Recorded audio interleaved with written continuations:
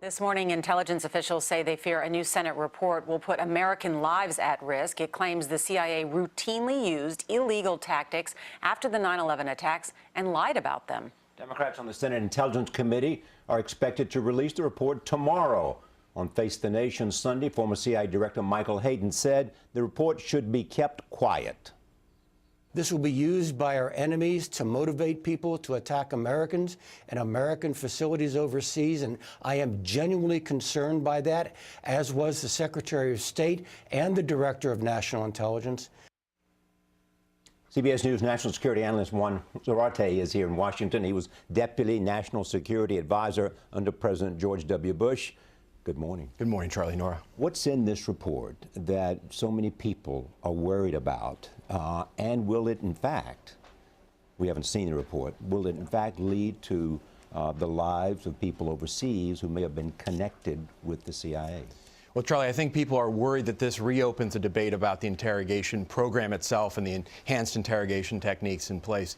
The report, based on what we know, will indicate that the CIA not only went beyond the bounds of the law, but that the program wasn't effective, and that, in addition, the CIA misled the White House and even Congress. And so that's the explosive part of the report that so many officials are worried about. But the question is, will this put fuel on the fire of those who will use the report to animate anti-American sentiment? And I think the answer is yes.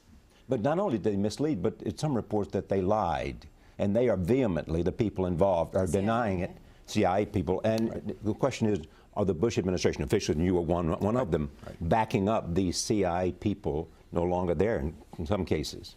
I think the concern with the report, Charlie, is threefold. First, that the CIA officials who were responsible for the program itself weren't interviewed and weren't spoken to by the investigators. And so the report is seen as perhaps incomplete.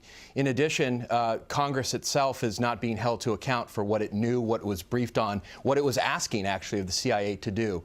And finally, the fact that there's misstatements of fact, perhaps questions of the effectiveness, is really still at play. And so the problem is this report, I think, will add more confusion and smoke rather than light, and I don't think it'll bring clarity to the debate. We'll know more tomorrow as this report is released. Let's turn now to the raid in Yemen, that failed raid that led to the death of Luke Summers. What happened here? Well, what you had was actionable intelligence. The military, the intelligence community knew where he was. They thought his life was in danger. Al-Qaeda had said that they were going to execute him. There was the failed rescue just a week and a half ago. So we had actionable intelligence. The problem was these operations rely on stealth. And the operation was compromised, and that was really the problem at the end of the day. And Al-Qaeda was ready for this. They knew that we were going to rescue, and they wanted to kill.